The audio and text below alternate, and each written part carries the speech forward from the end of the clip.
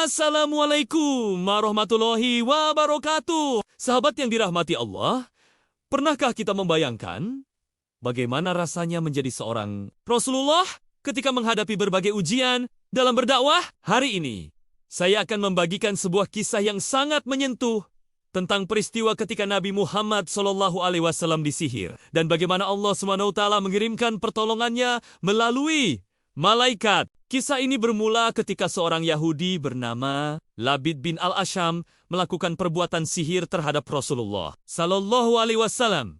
Sihir ini membuat beliau merasa seolah-olah telah melakukan sesuatu, padahal beliau tidak melakukannya. Bayangkan betapa beratnya kondisi ini bagi seorang utusan Allah. Selama beberapa hari, Rasulullah SAW merasakan pengaruh sihir tersebut. Namun, Allah SWT tidak membiarkan kekasihnya dalam kesulitan berlama-lama. Suatu malam, ketika beliau sedang beristirahat, datanglah dua malaikat dalam mimpi beliau. Satu malaikat duduk di dekat kepala beliau, dan yang lainnya di dekat kaki beliau. Malaikat yang satu bertanya kepada yang lain, "Apa yang terjadi dengan beliau?" Malaikat yang kedua menjawab, "Beliau terkena sihir." "Siapa yang menyihirnya?"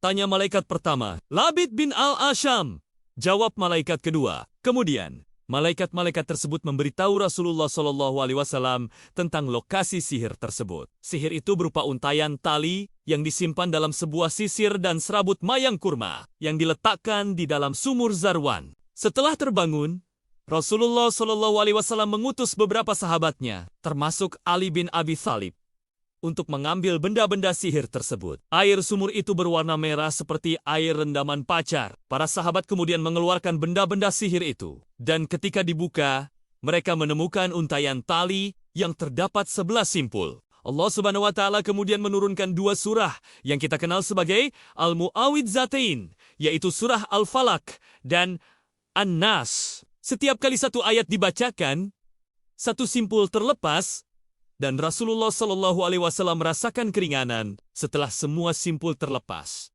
Beliau bangkit seolah-olah terlepas dari ikatan. Kisah ini mengajarkan kita beberapa hikmah yang sangat berharga. Pertama, bahwa Allah Subhanahu wa Ta'ala tidak akan membiarkan hambanya yang beriman dalam kesulitan tanpa pertolongan. Kedua, pentingnya kita selalu berlindung kepada Allah Subhanahu wa Ta'ala melalui doa dan dizikir, terutama dengan membaca Al-Mu'awwidzatain. Yang lebih menakjubkan lagi adalah sikap Rasulullah SAW setelah kejadian ini. Beliau tidak membalas dendam atau menghukum Labid bin Al-Asham. Ini menunjukkan betapa agungnya akhlak beliau dalam memaafkan orang yang telah menyakitinya. Sahabat yang budiman, kisah ini juga mengingatkan kita bahwa ujian dalam hidup bisa datang dalam berbagai bentuk. Namun, selama kita berpegang teguh pada Allah Subhanahu wa Ta'ala dan mengikuti ajaran Rasul-Nya, pertolongan Allah pasti akan datang.